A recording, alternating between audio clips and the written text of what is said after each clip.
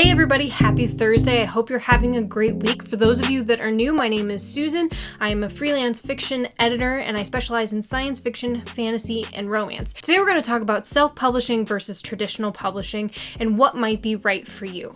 So this is probably one of the most popular questions I get as authors are starting to plan their publishing journey and decide which way they want to go. Well, which way is right? Which way is better? Which way is easier? There is no right or wrong answer. It really just depends on what you prefer and what is best for you. So today I'm going to talk about some of the considerations for each, what you want to think about, and how you can make the best decision for you moving forward. Self-publishing is obviously the hot topic right now, and it is something that is really exciting to see authors taking their publishing journey, their career into their own hands. And that's something that a lot of people love. They love that they have more control, that they're able to get more involved on the business side of things and be able to make those publishing decisions for their books and for their career. But when you're considering self-publishing, you also want to think about the other side of that as well.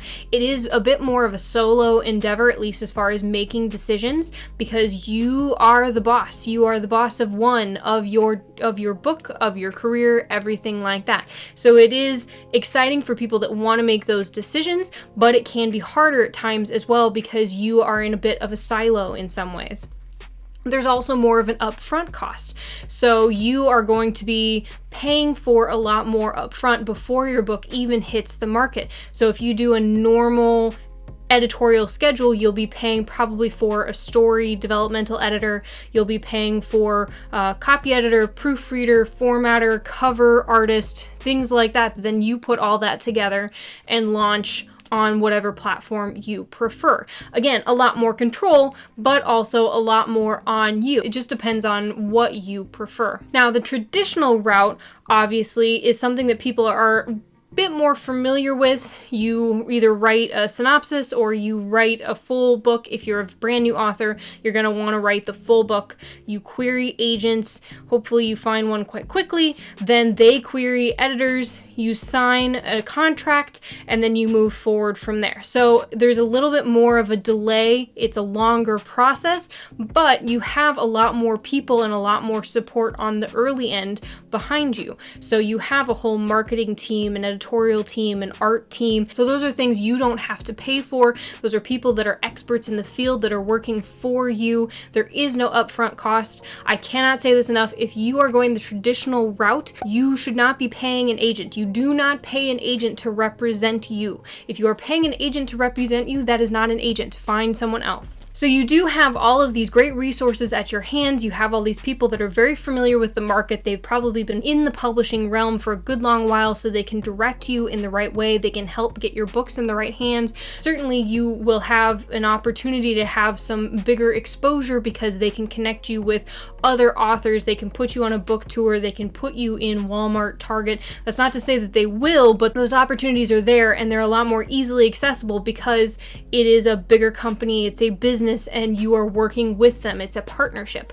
But the flip side of that coin is you don't have as much control. So they know what they think is going to work best in the market. Certainly most publishers are going to confer with you on what you want for a cover or what you're thinking as far as marketing and publicity, things like that, but they do have the end say. So this is something that you may end up with a cover that's not quite exactly what you imagined or what you were thinking or what you think works best. So it's a bit more of a give and take there. So it depends. Do you want the support and the expertise, but it might not end up exactly as you wanted it, but it has a lot more exposure and push in the market? Or is it something that you want and you know that you can make it exactly what you wanted it to be, but it's probably going to be a lot more upfront cost and it may not get as much exposure or support in the market because either you don't have the time or opportunity to do that, or you're having to hire a publicity team, a marketing team, an editorial team,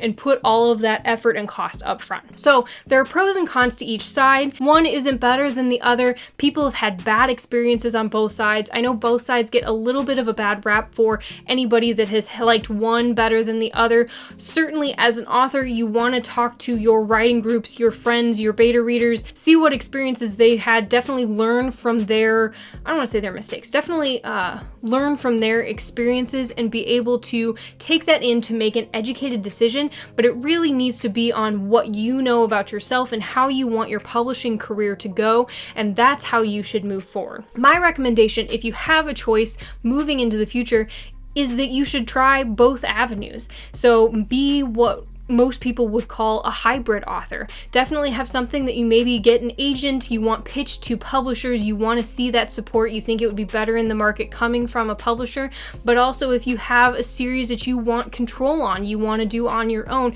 self-publish that as well. One of the biggest things that I think people don't know is that self-published authors many times do and can have an agent, and I highly recommend it as well, because while they may not be pitching you directly to the big 5 publishers in New York, maybe they're helping you with audio, foreign rights, maybe they're helping you with movie rights, things like that, where then you're having other avenues explored as well. It's not just about the print and ebook publishing. These are all things that you should consider as you're thinking about how you want to move forward with your publishing career, whether you've already started or whether you're just starting on your first draft and you're trying to figure out which way you want to go.